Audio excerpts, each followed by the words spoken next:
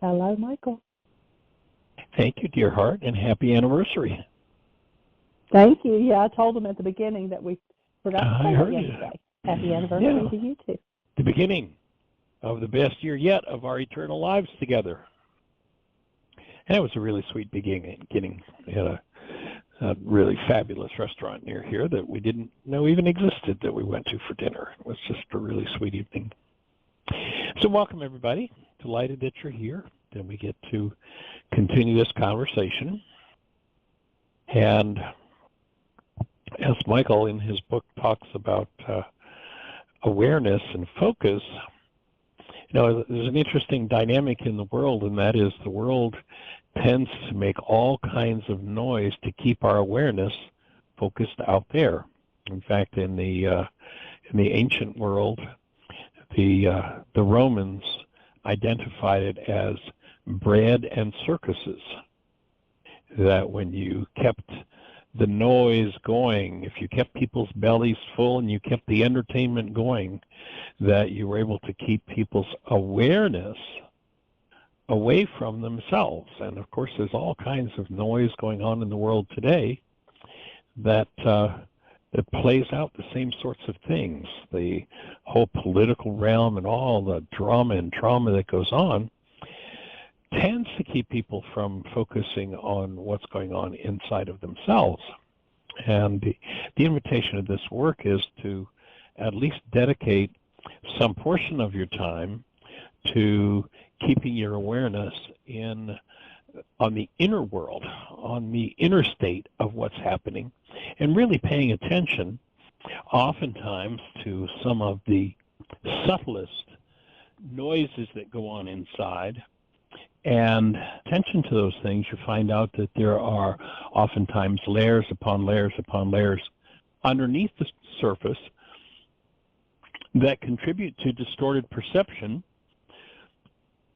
that ends up leading to pain and trauma, and ends up leading to creating, as creators, to creating things that really aren't what life is all about. It really aren't things that serve us.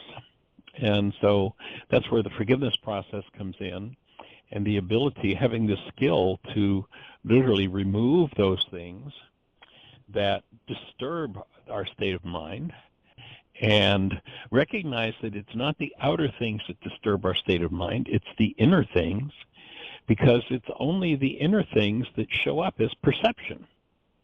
Yes, the outer world is the trigger, the outer world resonates things, but when that outer world stimulus has done its job, all it's done is resonated something within the mind, and the work of cleaning up what's happening in the mind, the disturbing energies, the energies based in hostility or fear, become a really key part of the healing process. And as you face and remove those energetic patterns, those things that are based in hostility or fear, perception gets cleaner and cleaner and cleaner. Perception can show us something, but perception showing us something and having the direct experience of something are two different things.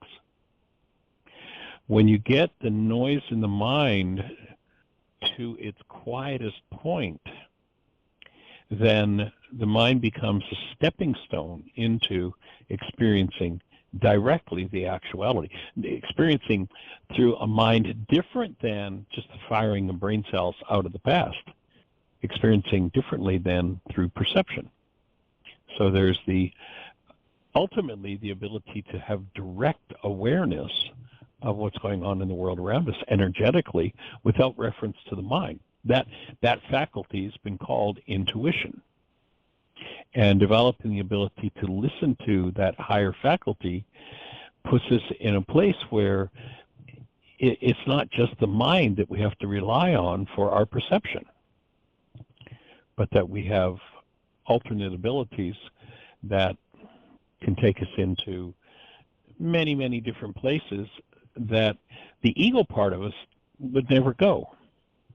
And again, the ego tends to create noise that distracts us. Much as the world has distracted us, the ego is built oftentimes on distraction, so that the noise keeps us busy. It's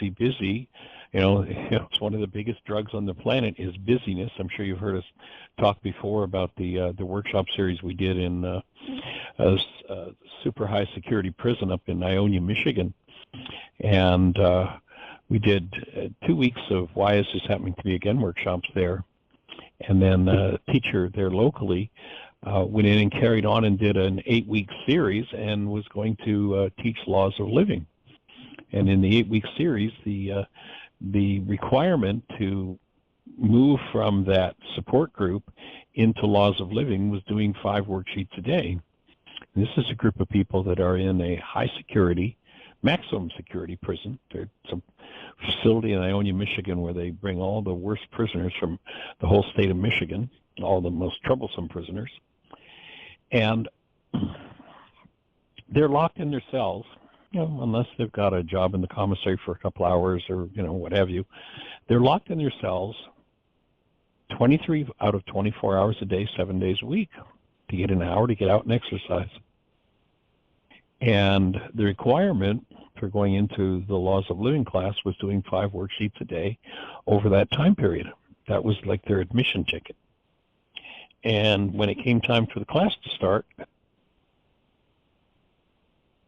and there was a great deal of excitement about it, but every person, every man, it was a men's prison, every man in the that wanted to take the class had exactly the same excuse as to why they didn't get their 5 worksheets a day done.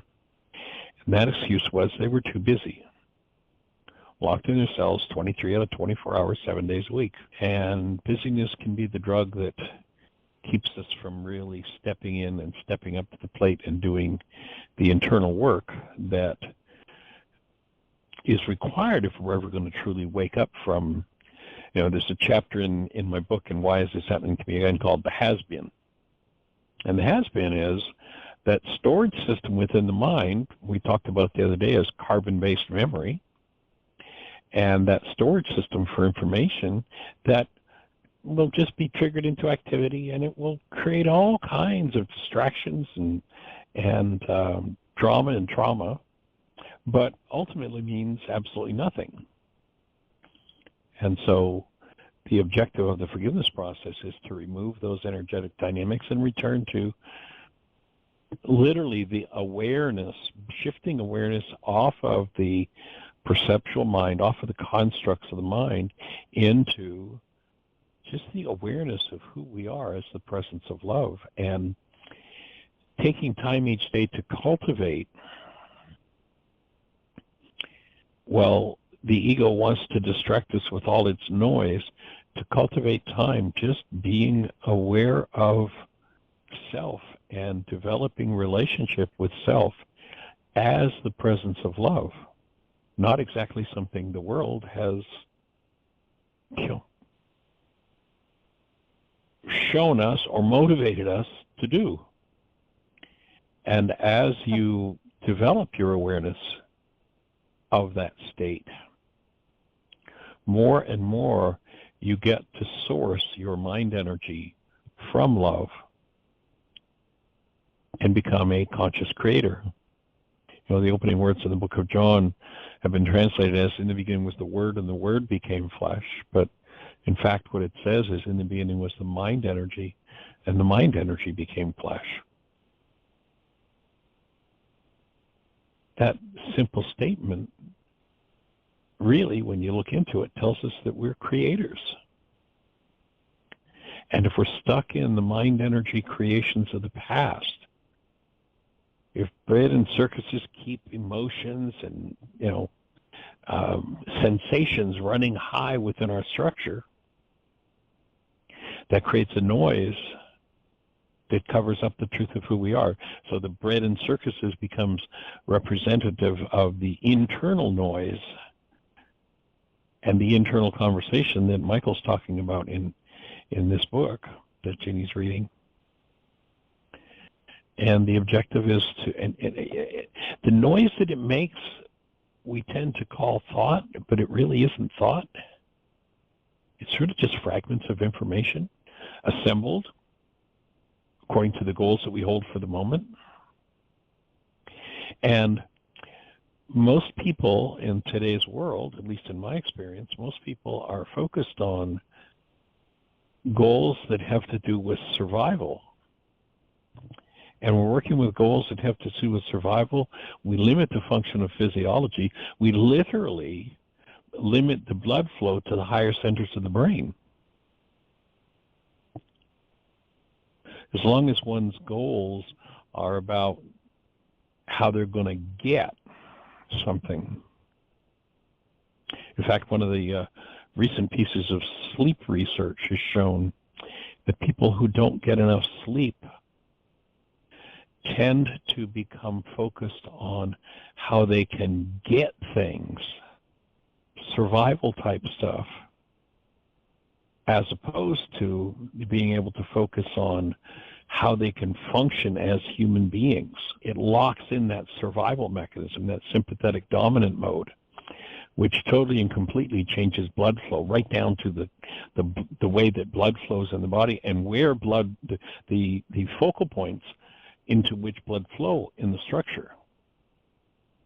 The person who's in that survival mode, blood flow is shunted away from higher functions and into the large muscles for the ability, to strengthen the ability to run and fight, and the lungs to bring enough oxygen to supply that.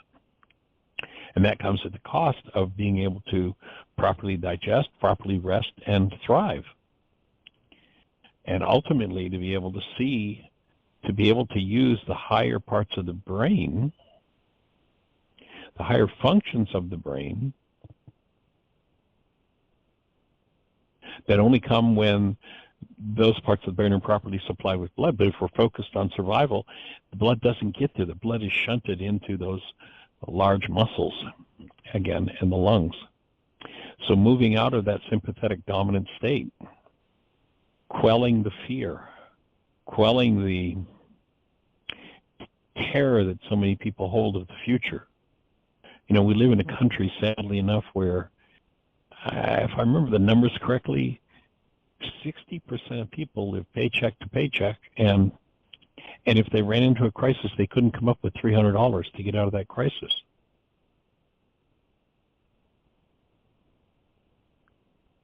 I wonder who knows what impact that has on people, that we have a culture that allows that to continue. In fact, seems to, from a legal perspective and the policies that run states and run the country, I wonder who understands that and maintains policies and keeps the threat on things like healthcare and social support programs, keeps a threat going so that people live in that survival mode.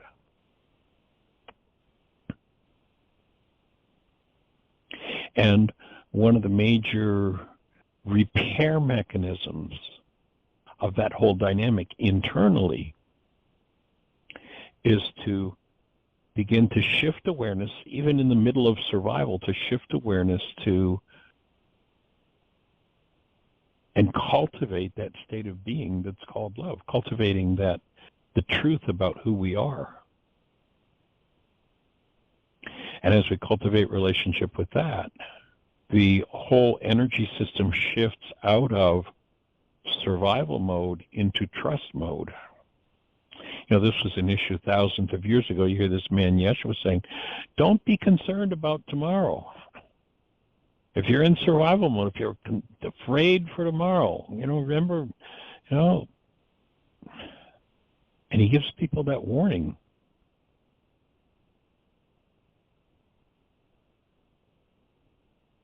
And yet, if the mind has been programmed to survive, if its goals are all focused on survival, then there are going to be a million worksheets to do on letting loose of that survival mode so that the distortions of the mind can be removed.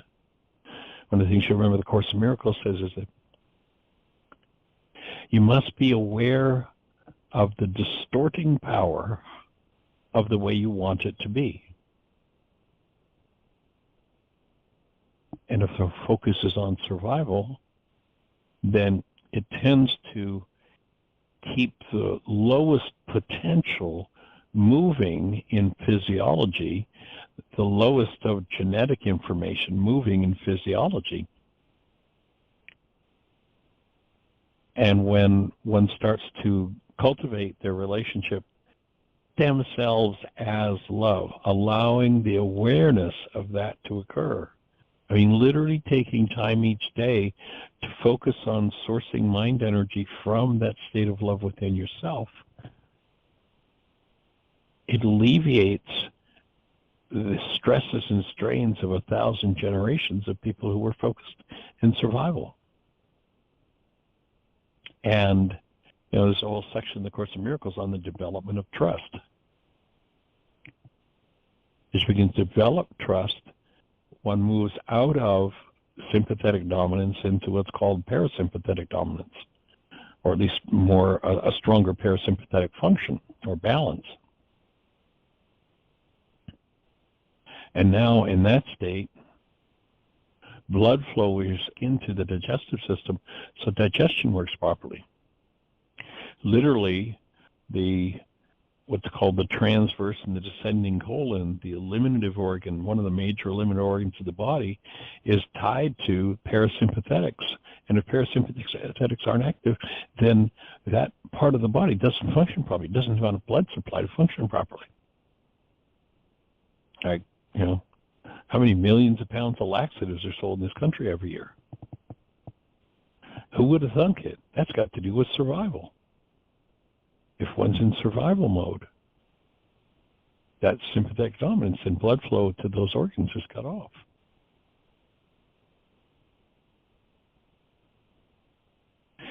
So this taking the time each day, whatever's going on in your world, to simply function from this mind of love, to create a flow of mind energy in yourself based in love. There's a book written out there, I haven't read it, but I've read reports on it, and it sounds like it's right on target, and the title of it is You Can't Afford the Luxury of a Negative Thought. And yet survival's all about negative thoughts and constructing realities that are based in threat. And when the mind presents that threatened reality, if one doesn't know any better that it's their mind that's doing it because of the distorting power of the way they want it to be, they'll believe the threat is out there in the external world. Once again, forgiveness allows the removal of those energetic patterns, and it's like a two-sided process. You've got to stay in balance with both.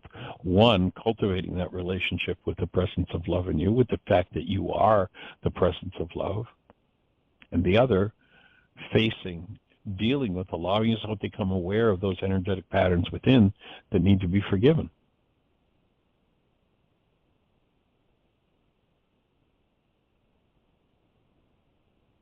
I remember a friend from New York City, an Italian lady named Frances that I knew many, many years ago. She was a little Italian lady. She'd come to my center in Atlanta and study with me.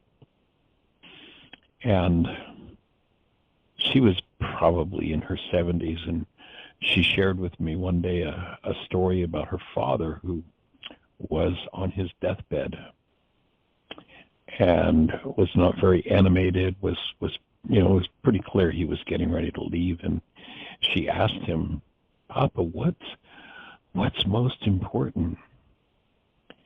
And this man, who had been pretty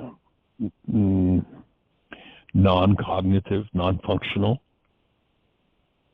all of a sudden, the way she described it was really quite humorous. Her father sat up and raised his hand high in the air with his finger pointing up. And, he spoke mainly Italian, and his words were Valencia, balance. And so the balance between spending time cultivating your relationship with being able to source mind energy from the presence of love and doing the work of forgiveness are both important.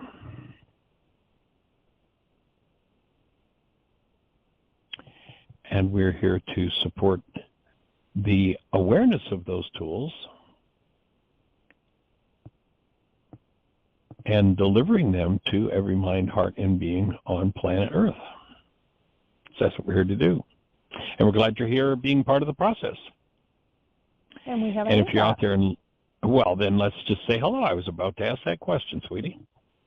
This is a voice from our past. I believe this is Audrey, and it's 520. You are on the air. How are you? Well, Hi. welcome. Hey, young lady. Good to hear your voice. It's been a while. It has, but it's been a wonderful journey. Tell us about it. What's been happening in your world?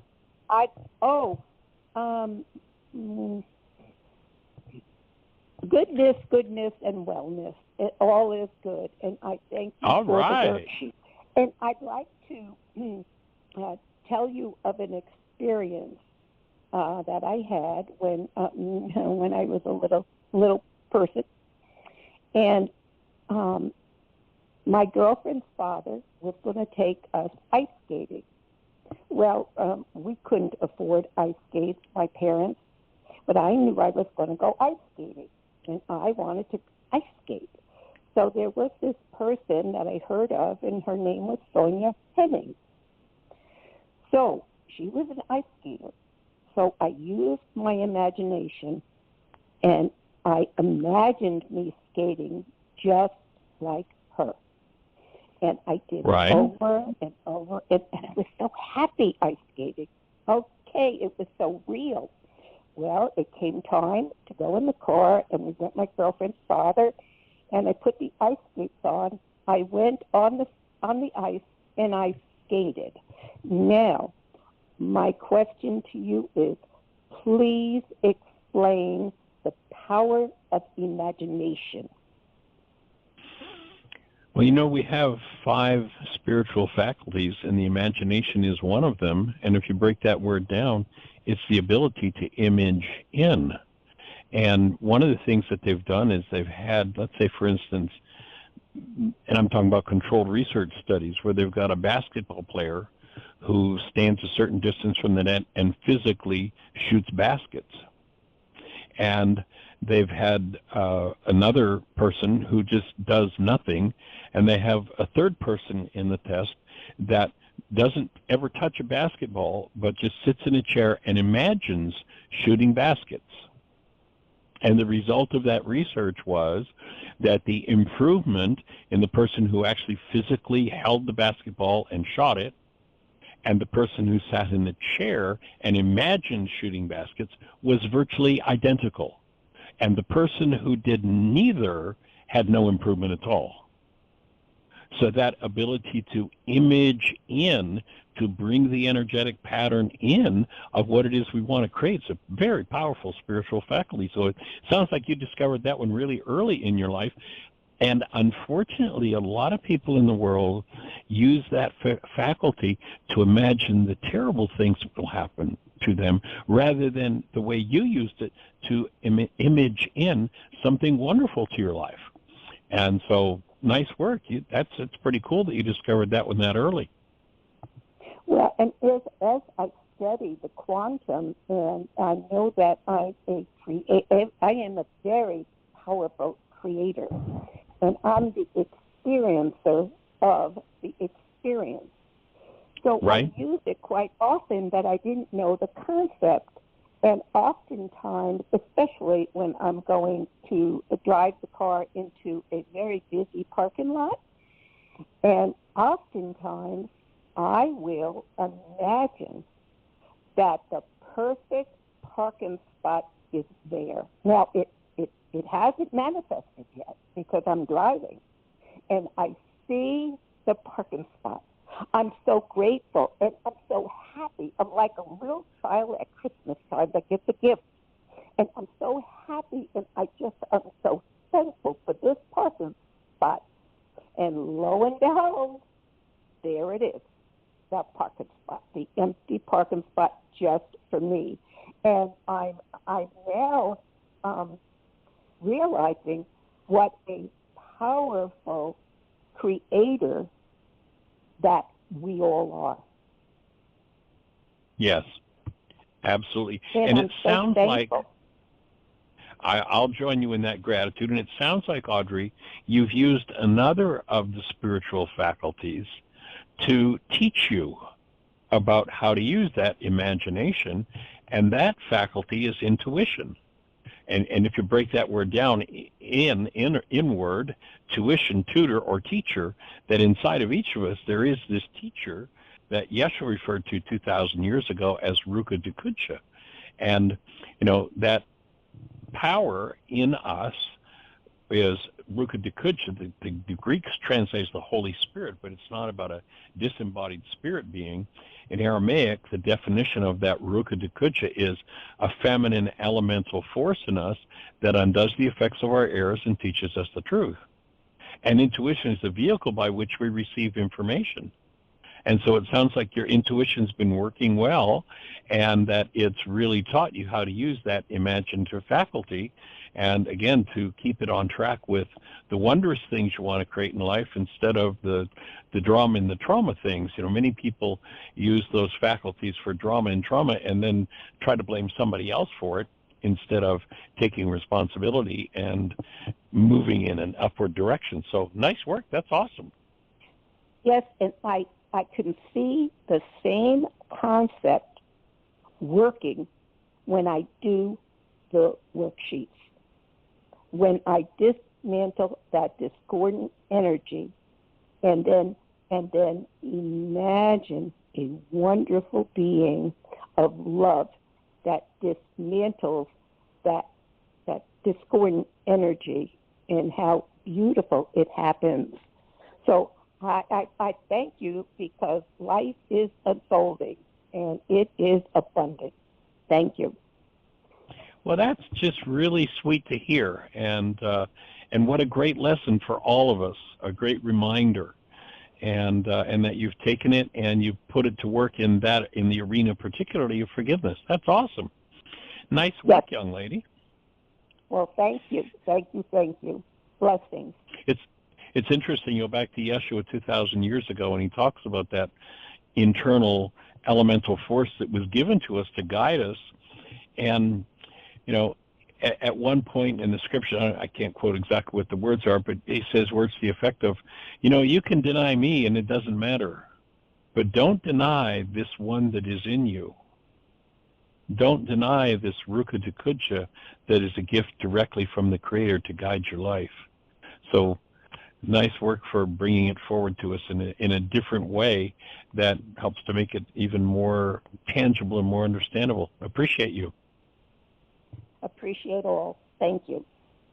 All right, young lady, you have a blessed one. Nice to hear from you. Same. Okay, take care. Bye-bye. Bye.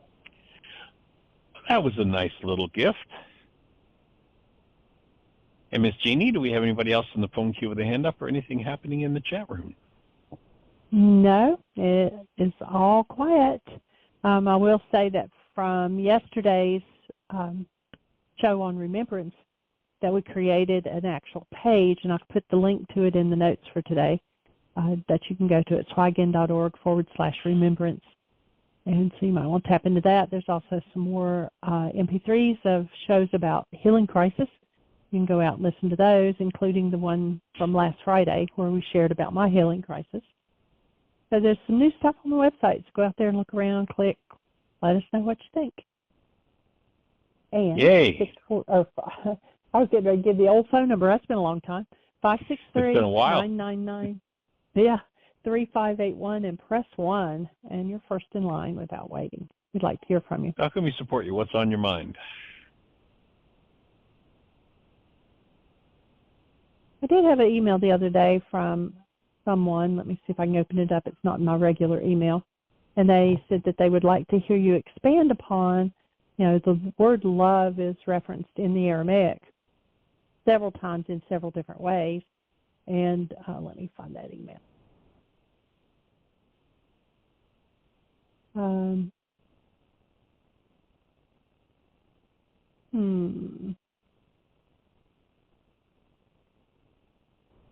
Just 2 seconds, sweetheart.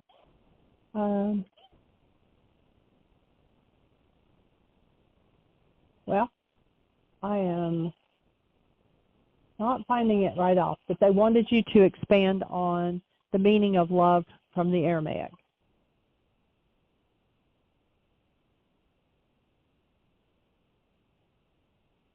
Okay, well, are you there, Mike? Let's see. I am.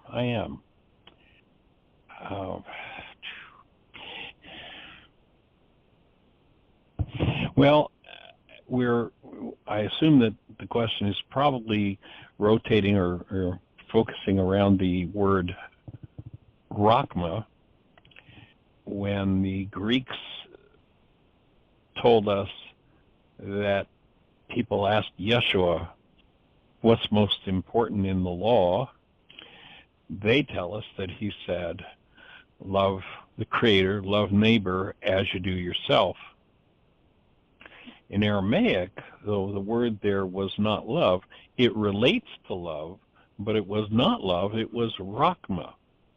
And rachma, it turns out, is a filter in the frontal lobes of the brain that acts as both a filter and a gateway. The gateway for bringing love into the human form, and the filter that inhibits intentions based in hostility and fear. I remember back, we were working with this at Heartland. This goes back, 20 years ago, during Laws of Living. And we started to get, there were 20 different translators, some of the world's top Aramicists, who were working on doing the translation work, but they had difficulty coming up with a true definition for this word, rachma. And over a period of years working with it, what we discovered was that it is actually a filter in the frontal lobes of the brain that literally is the opening through which love enters form. I remember that right about the time we were working on that, I actually was traveling with the Kabor's manuscript. We were working on getting high-resolution digital images made of it. And I was in California, and there's a community in Southern California that is Aramaic speaking, and we had taken the manuscript to them, and we're having discussions with them and asking questions, and one of the questions we asked was about the meaning of this word rachma. And what we were told by these people who were native Aramaic speakers was that the nuances of the word, the real meaning of it, had been lost, but that their tradition said that it was the most precious jewel you could possess, jewel as a diamond in a ring. And that description really fits with the fact that if rachma is active in a mind, there is love present in that mind. If rachma is shut down, is closed off, then the gateway that our created human essence, which is love, is closed. When it's closed, we're left to function out of whatever definitions, whatever imaginations there are in the mind about self and about life.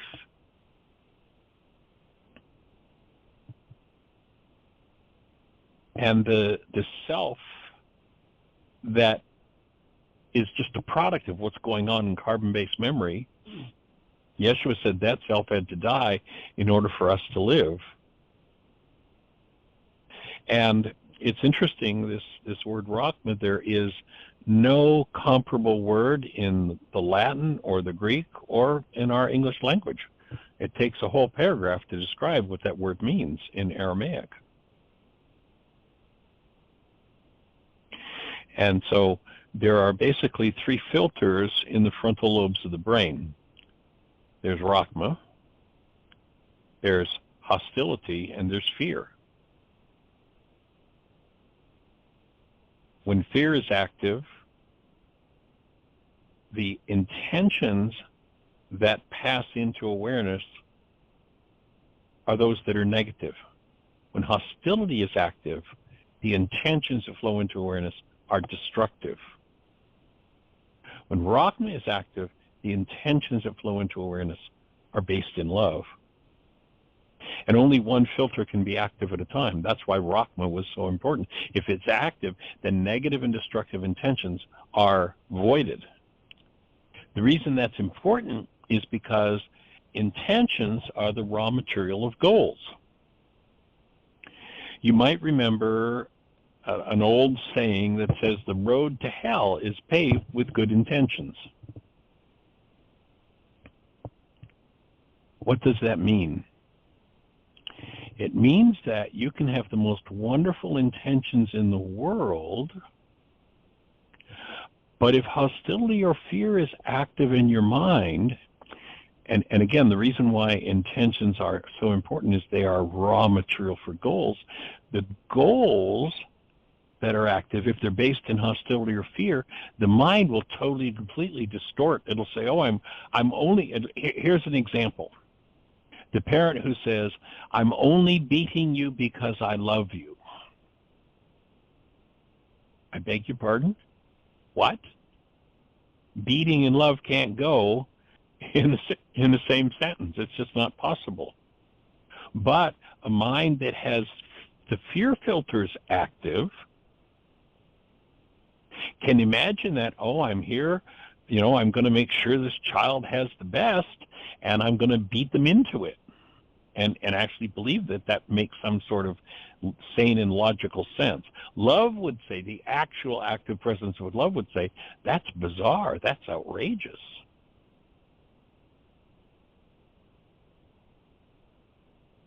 And the reason why goals are important, because it's goals that drive perception. And intentions are the raw material of goals. And so having intentions based in Rachma means your intentions are keyed to love instead of negative or destructive. That means that your goals are going to be based in love rather than producing perceptions that generate hostility and fear. So the word love, my offering, my best understanding is the word love represents not something we do, not something we can get from somebody else, not something we can give to somebody else, but literally who we are. And when we're not functioning as love, then there are ideas about self that need to be removed. That's the self that Yeshua said needs to die. That self needs to go to make room for the active presence of love. And that's one of the reasons why the forgiveness process is so important, because if the mind is filled with generational patterns of all kinds of hostility or fear, and that's just, kind of rocking and rolling in the mind, there's no room for the subtle presence of love, or what was called the still small voice. Cultivating one's relationship, again, with love, as I spoke of earlier, is a way to strengthen that still small voice. But the descriptor for what a human life is that word love. The best way I know to really define it is to hold a newborn child and tap into the essence of that newborn. And as you tap into the essence of that newborn, ask yourself the question, is the newborn love, or is the newborn loving you? And what you'll find is that the newborn is the presence of love, and that's what you and I and every other person is. No matter how degraded one seems to be in appearance, the truth about them, I don't care if you look at with the stuff going on in the world today, the most outrageous criminal offenders, the most outrageous warmongers, the most outrageous political figures you can imagine. Why are they functioning that way? There is so much unresolved pain in them that it's outrageous. I wouldn't want to live in one of those bodies, thank you very much. I don't care if they're billionaires. The pain and trauma in that is just outrageous.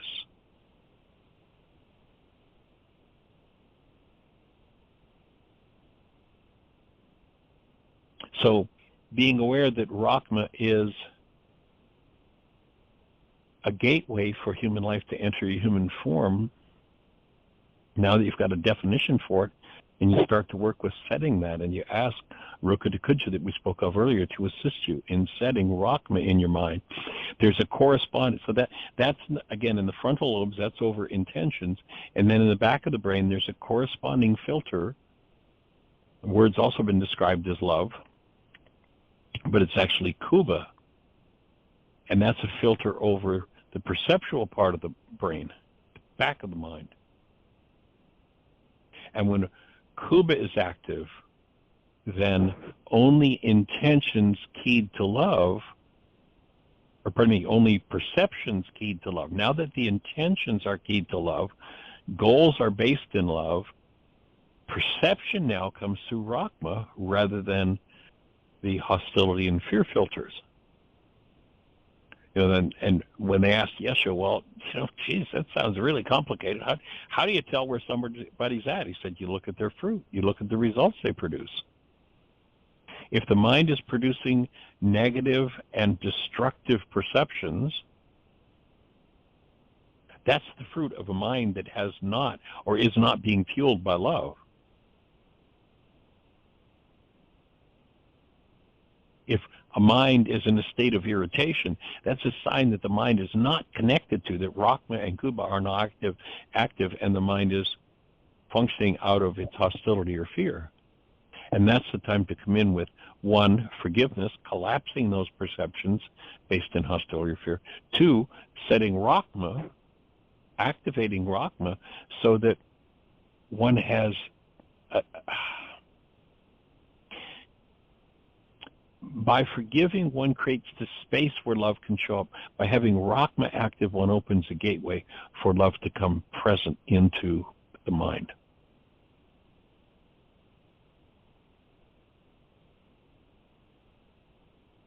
Speaking about this at this moment makes me think about back many years ago, my partner in the Kavor's Manuscript Project, Dan McDougald, was teaching in the federal penitentiary system in Atlanta, teaching laws of living. It was actually called EMI at that point, Emotional Maturity Instruction. And there was a man in the prison who was a convicted killer. I don't remember, he was doing a couple of life sentences for murder. He had actually murdered a couple of people while he was in prison. And he started to tap into what Dan was doing within the prison, and apparently had that experience. I never met the man. I didn't know him. This is just what Dan had shared with me. But this guy was just like a brutal, vicious killer. And some of the people that Dan was working with started to shift out of, this is a federal penitentiary, started to shift out of the, I guess we could call it the game of the prison system, the stuff that goes on, and move into a different place, a place more connected to love. And as a result, some of the power players in the prison put a price on and a contract out on Dan. And this guy who had been, he killed several people over the period of his lifetime, became his protector, stepped up, saw what was happening, made a shift into functioning as love, and actually protected Dan, saved his life.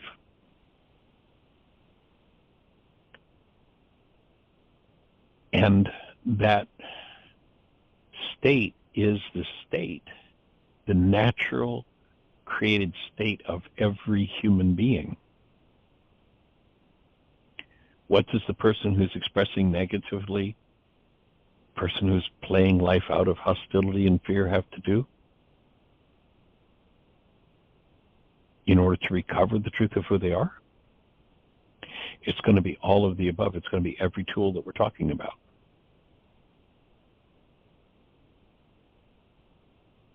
Forgiveness being the lead, cultivating your relationship with yourself as love, realizing yourself as love, consciously, purposely sourcing thoughts based in love for your own physiology to experience. So I hope that that captures what that person was asking about and looking for. As we are here to acknowledge each and every one of you as being this presence of love that we're designed to be. And we're here to support you in experiencing that. So, Miss Jeanie, do we have anybody else in the phone queue with a hand up or anything else happening in the chat room? It is all quiet. And we have 8 minutes. Well, then, actually, let's put up the call. For outro, we got 7. So we've got I'm sorry if she wanted to explain to people about canceling a thought, and she said no. No? Oh, okay. Did you share that in the early part of the show? I shared it yesterday, I think. Oh, yeah, you shared it yesterday. That's right. Yeah. But she's not interested in sharing that with anybody? No. Today? No. It's not. Are you? Are you? Come on, share it with us. Here, talking to you. He's Hey, on the sweetie. radio show. Yeah. Hey, sweetie, I heard you were telling your mommy about canceling goals this weekend. Were you? No. Canceling a thought. No. Or canceling a thought? No, you weren't. Well, your mommy said you were. I do not remember. She doesn't remember, she said. So her Okay. mommy said she Oh, did well. 200 times. So. Yes, cool. Well, all right, we've got time for one more conversation. If you're out there in listener land, if you're on one of those stations where we can't see you, our call-in number is 563-999-3581. If you call that number, you're listening to the show. And then if you push 1, raise a hand in the control panel, and Jeanie will invite you to chat with us.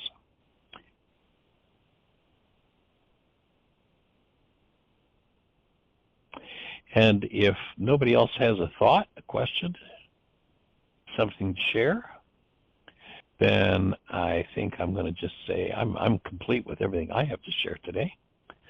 So I'm just going to say thank you for joining us, and please create the best year of your eternal life. It's an awesome gift to give the world, and blessing.